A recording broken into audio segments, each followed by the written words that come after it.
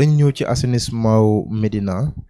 mu nekk loo xamante ni jamono ji xaw na jur coow trop ci askanu Médina ñu dégg ku mel ni le maire Bamba Fall mu ne l'assainissement ne fait pas partie des compétences de la mairie. Effectivement. Alors loolu ban commentaire nga ñu ciy def. Bon man je valide yàlla dafa dogal ça fait de 2008 à aujourd'hui yàlla mooy suma seede 99% des localités de la Médina suñ ko débouché yàlla ak sama jëmm ju ñàkk solo ji la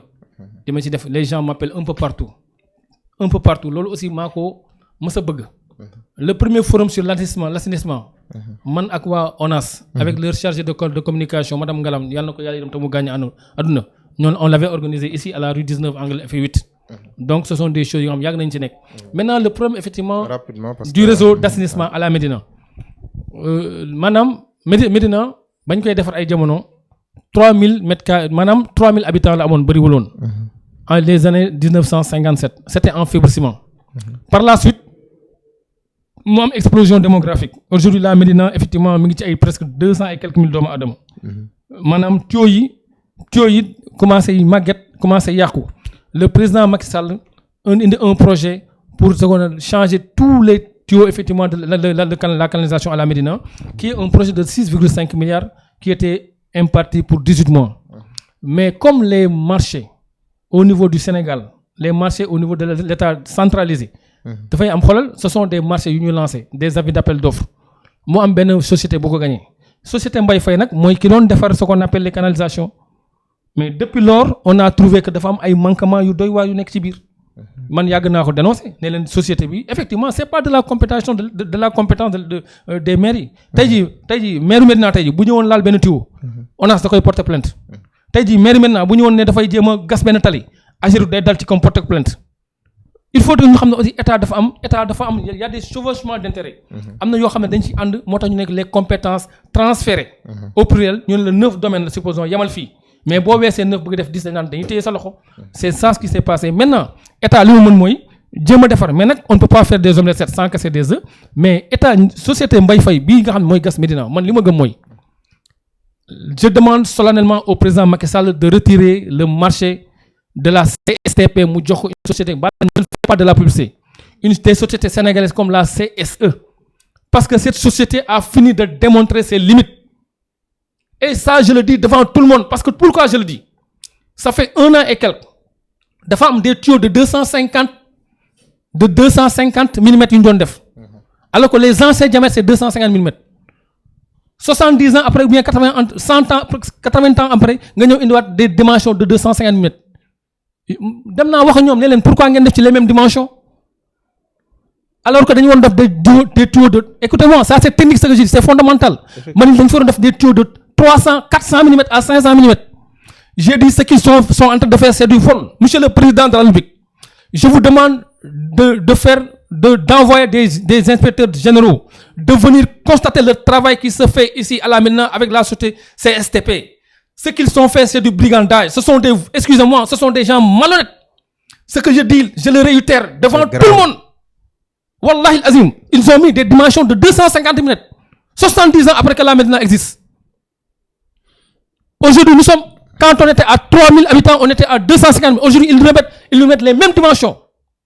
Alors que dans le cahier de charge, écoutez-moi, ce que je dis, c'est fondamental. Allez-y. Alors que dans le cahier de charge, il était dit de mettre des tuyaux de 400 à 500 mm. Ça, c'est grave comme accusation. Non, mais ce que je dis, je le maintiens. Il faut que ces gens-là arrêtent. Et puis le travail qui devrait durer 18 mois, mais il est presque les mots sur 3 ans. Ils disent que nous avons un problème d'argent. Pour gagner ce qu'on appelle un marché de l'État, ou bien X État, il faudrait, on te demande ce qu'on appelle des compétences techniques, des solutions techniques, des lettres de garantie, entre autres. Mais cette société-là nous fatigue. Askan bi dund mooy lu ñëw gasandoo de koñ bi yëpp dëkk bi yëpp benn demul benn dikkul loolu moo indil jafe-jafe askan bi est-ce que tey mënuñoo commencer defar fii ba pare defar fee dinañu defar dëkk bi yëpp ba mu daj te jafe-jafe yi ñuy dund duñ ko dund mais ñëw gas fépp. yàlla xam na ni tey jii ngeen baal ma je ne fais pas de la publicité. bu yàggee dégg tey dafa am benn société non mais parce que li muy wax nii dafa baax parce que nit ñi xam y a une société française qui s'appelle Sogea Satom. ba ñuy gas rëbës côté prison bi noonu.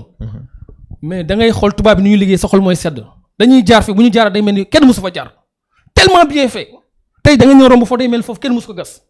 mais waaj day gas day liggéeyu kaña day gas fii jaar fii gas fii jaar fii gas fii jaar fii te dëgg la au Sénégal koo wax ñaan nañuy jàppale les sociétés sénégalaises alors que certaines sociétés sénégalaises excusez-moi sont des escrocs gis ngeen fi effectivement Abdoulaye Wade ak Baratal comment ce qui s'était passé au niveau de Kaolack tali Kaolack bi comment Jean Lefebvre de Baratal a fait. Ce sont des suceurs de sang. ci image bi comme ni ñu koy gisee occupation anarchique bi nga xamante ni moo am ci mbeddu Médina yi kaw tali bi presque nit ñi mënuñu am fi muy jaar yaa ngi gis image bi noonu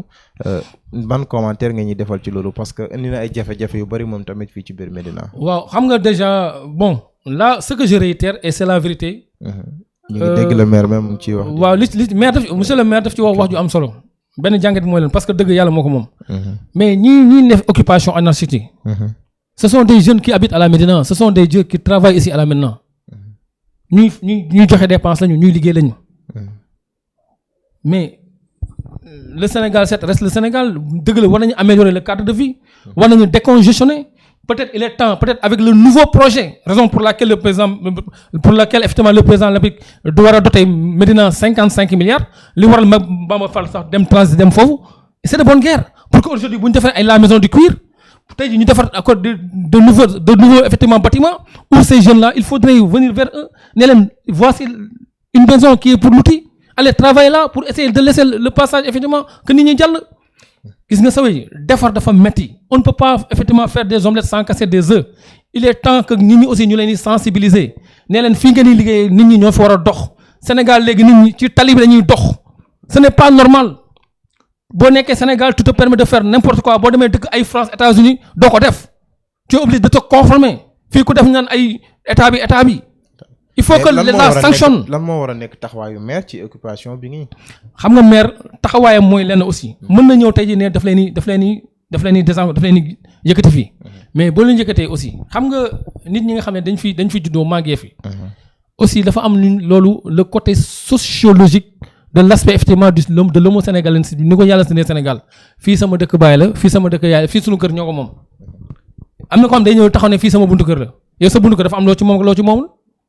tey ji boo tabaxee sa kër étage bi balcon bi su génnee am na loo xam ne da nga koy fay état da nga koy fay est-ce que nit ñi xam nañ loolu